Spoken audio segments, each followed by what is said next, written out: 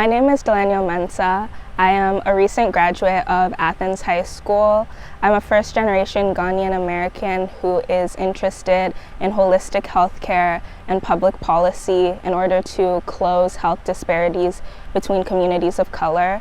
In the fall, I will be attending Vanderbilt University, hopefully to study psychology and neuroscience.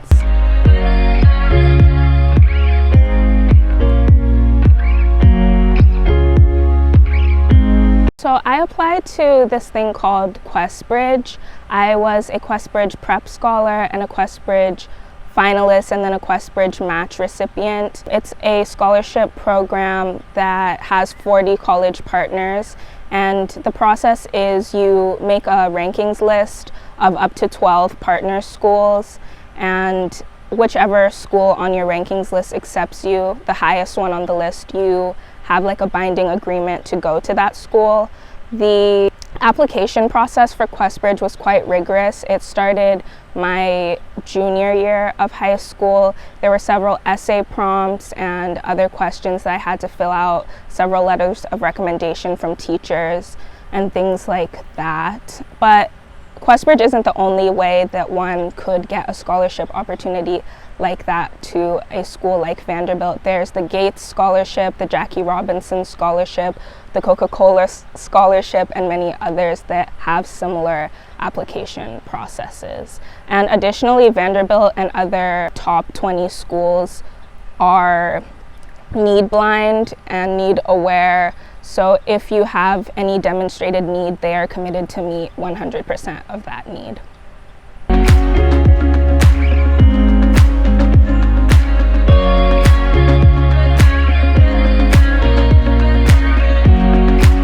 First, I would say nothing is free. At Vanderbilt, I have to do a work-study program, and also my time and energy that I put into my application, I would say, cost me something.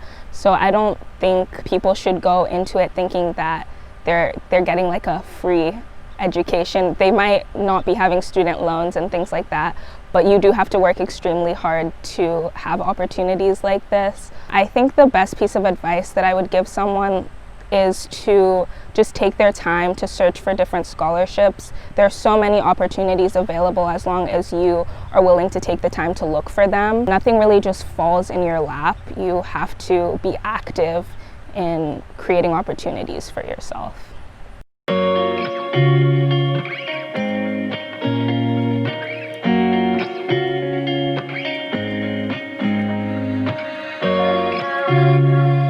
I definitely did not read 24 hours a day. My personal philosophy is work smarter, not harder. You just have to really budget your time well and learn time management skills. For me, I spent most of my time at school. That's like 7 hours of my day.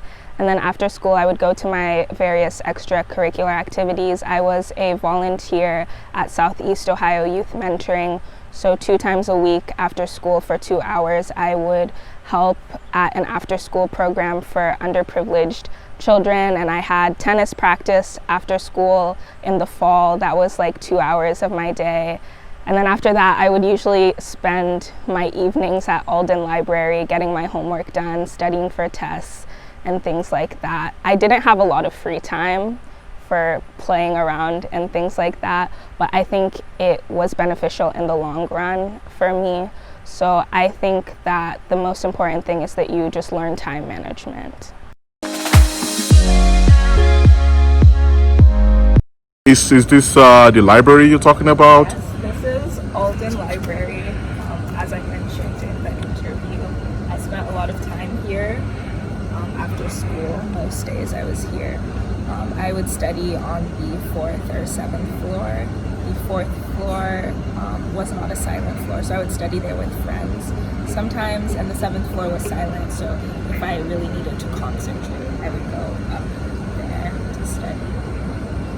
Okay, so how do you get home? Because you did mention you spent hours in the library, walking late into the night.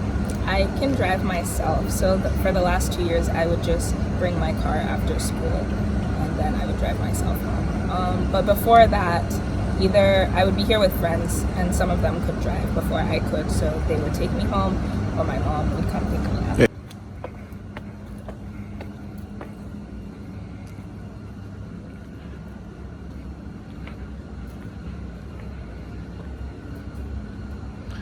Yeah, so this is the entrance to the library, right? Yes. Is it open? It is not open currently. Wow, thanks to COVID-19. I spent a lot of time in Alden. Sometimes I would go home at like 11. I wish I could sleep there, but my mom wouldn't let me do that. So it just really depended. Sometimes it depended on what I had to do. If I had a big exam the next day, I would stay there until I was tired or until my mom was blowing up my phone asking me why I was at the library at that hour of the night. Yeah, at times that was happening when I had a lot on my plate. I don't know if that's the most healthy thing. I don't know if I would recommend that to someone else, but that's what I personally did.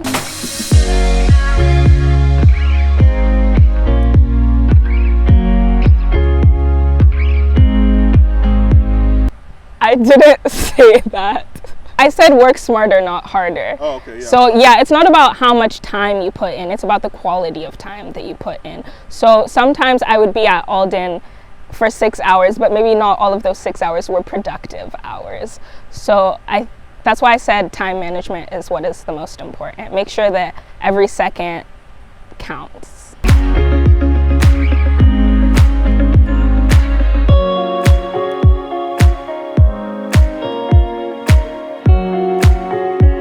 I think that statement is a bit untrue. I think people assume that because we are in this Appalachian region that there are not a lot of opportunities. Earlier I said that it's all about taking the time to look for them. There are lots of opportunities around if you are looking, and some of them might not be in like our region itself. You might have to create these opportunities for yourself. One thing that I did was sign up for a mentorship program through College Point Advising. So I had an e-advisor who helped me with the college application process and things like that. Something like that is a thing that I would recommend students to do, or just get in contact with your teachers and people around. We live in a university town. There's so many professors and faculty members who would be willing to help you if you ask. You just have to put yourself out of your comfort zone to reach these opportunities.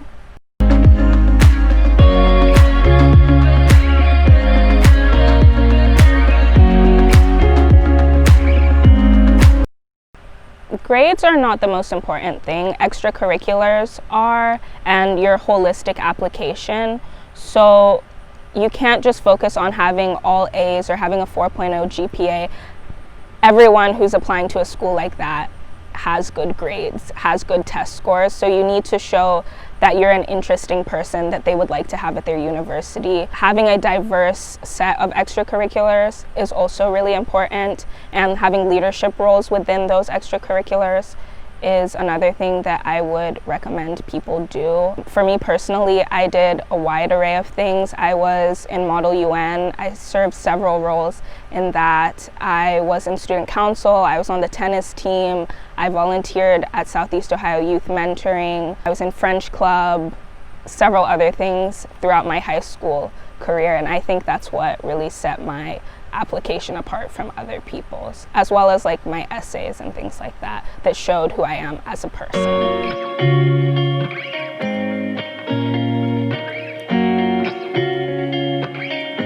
I participated in the science fair my sophomore year and went pretty far with that. I went to the international level with the Genius Olympiad, which was in Oswego, New York, for a science fair project about a voltage management scheme using renewable resources.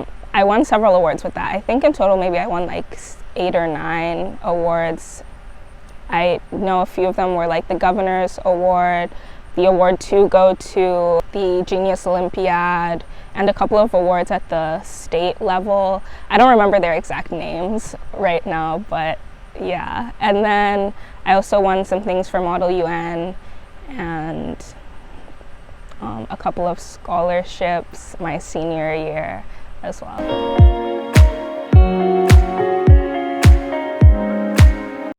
What does that mean? Model United Nations, so you have a mock United Nations, you choose a country and you represent them, you write a resolution, and you basically pretend to be that country. It functions like the real United Nations. There's the council presidents, there's the general secretary, all of that. It's actually at Baker Center. It's for all of Southeast Ohio, so it's not just Athens, it's Jackson, Meigs, Nelsonville, Wellston. Several hundred children and like teenagers and their chaperones come to Baker Center every year and participate in this. I have been doing it since, I think, 6th grade, actually.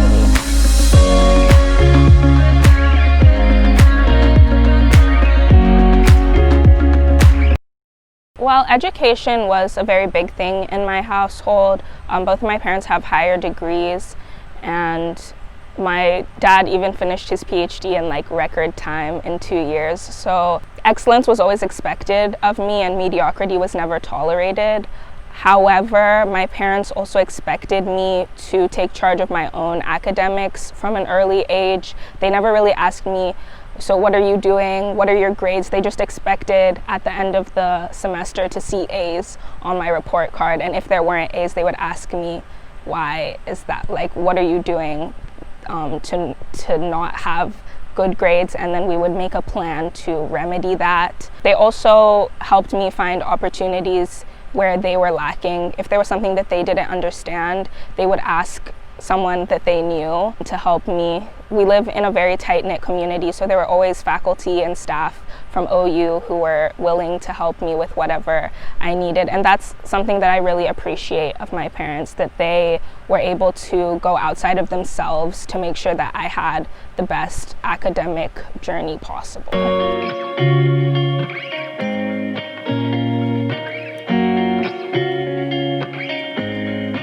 Earlier I mentioned that there are things like online mentoring opportunities. The one that I participated in originally was through College Point. And right now I'm actually a mentor in another program, which is called the College Keys Foundation. It functions a similar way, where you have an e-advisor who guides you through your academic journey, your junior and senior year, helping you with college applications and essay writing, scholarships, whatever support you really need. It's very personalized.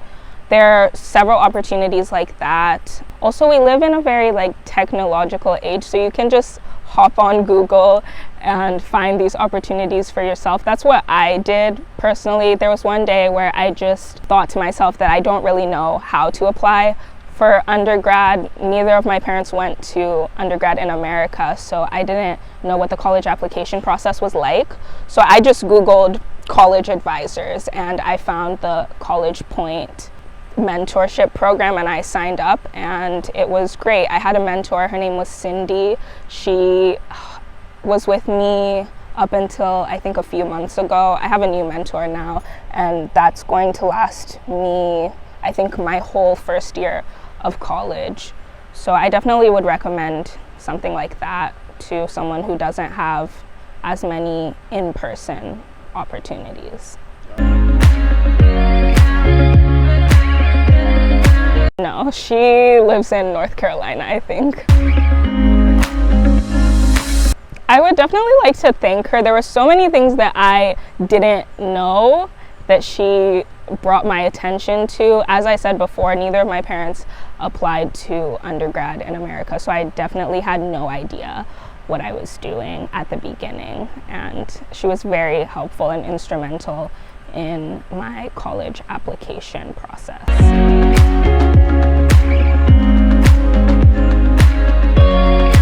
I would advise parents to push their children to apply to as many scholarships as possible. I applied to so many scholarships.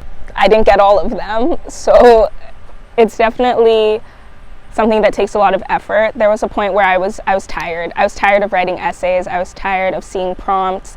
I was tired of writing applications, but I just had to push myself. My parents definitely encouraged me, and I think that's why I am at the place that I am today. So I would recommend parents to push their children to just apply to as many things as they can.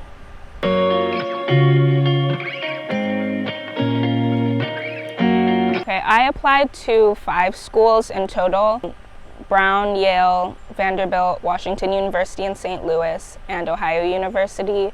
With QuestBridge, as I mentioned earlier, there's the match process where you rank schools, and whichever school highest on your rankings list accepts you, you have to go there with the promise of basically a full ride scholarship. So because I matched to Vanderbilt, I had to rescind my applications from all other schools that I had applied to. I had been accepted to Ohio University by the time I had also been accepted to Vanderbilt with, I think, the HTC scholarship, which would have been also, I think, a full ride to OU. Plus my mom works here, so I have full tuition. So if I had decided to go to OU, it would have been a full ride for that as well. And I don't know what the state of my applications to the other 3 schools were, so I don't really know how much money I would have gotten from them. To Vanderbilt, I do have a full tuition and room and board scholarship, so I won't be paying the school any money directly. Whatever I do have to pay for college is for indirect costs of living, and that is through the QuestBridge match scholarship. To get this scholarship, as I mentioned earlier, it was a pretty rigorous process that started my junior year of high school with the QuestBridge College Prep Scholars application. So once I was selected as a prep scholar, I think that application included a couple of essays, 2 letters of recommendation from teachers, and some other information.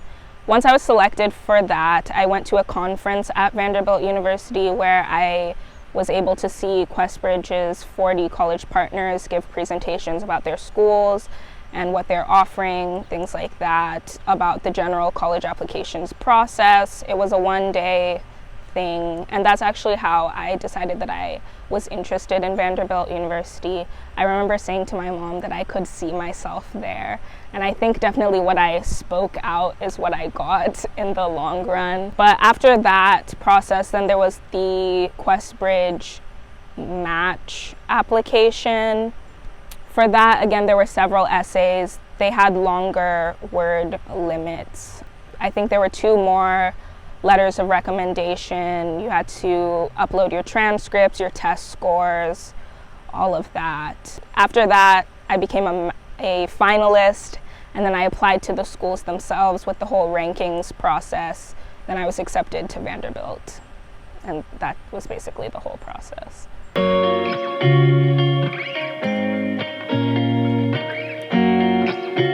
I think my greatest influence is definitely the community in which I grew up in. I was definitely very fortunate to grow up in a very supportive and tight-knit community such as Athens. I've mentioned this several times, how there are so many professors and faculty members and students here at Ohio University that are really committed to having this tight-knit community. Growing up, I spent a lot of time with adults, usually like African grad students, and I think my time with them definitely expanded my horizons. Growing up, I was always listening to like adult conversation and participating in this conversation. I remember like in middle school, I would have discussions about like post-colonialism, or just like how Africa is on the world stage, different things like that that people my age were not always talking about. So I definitely think that having such a community opened my mind to different things that I otherwise would not know about, and it definitely inspired my curiosity for just academics in general. And I've always loved reading and just finding out different things. In some of my college essays, I talked about how I would just go on rabbit holes on the internet and just go from one Wikipedia page to another, one article to another, just trying to absorb as much as I can about whatever topic is interesting me that day. Why neuroscience? I chose neuroscience and psychology because I noticed that there is a huge disparity in mental health care for communities of color. I mentioned that I'm interested in public policy and just closing those disparities and making healthcare more equitable. I thought neuroscience and psychology would be a good place to start. And additionally, those are majors that have lots of opportunities if I decide to branch out. I haven't really figured out what exactly I want to do. I just know that that's the area that I would like to make change in. I definitely know that I will go to grad school. Higher education is something that's very important in my household. From a young age, I've known that I'm probably going to have at least a master's degree. I'll probably get a PhD as well. At this point, I'm not sure what exactly that will be in, but I know that I will 100% do it. I am also interested in public health and public policy. I have been floating around the idea of having some type of nonprofit to address the issues that I'm interested in. I want to create lasting change that is not just in my small community, but on a larger scale. And I feel like an NGO or some other form of community work is the best way for me to do that. But I'm still not 100% sure. I'm only 18. I have a long way to go to decide what my future looks like, but I know it will be bright.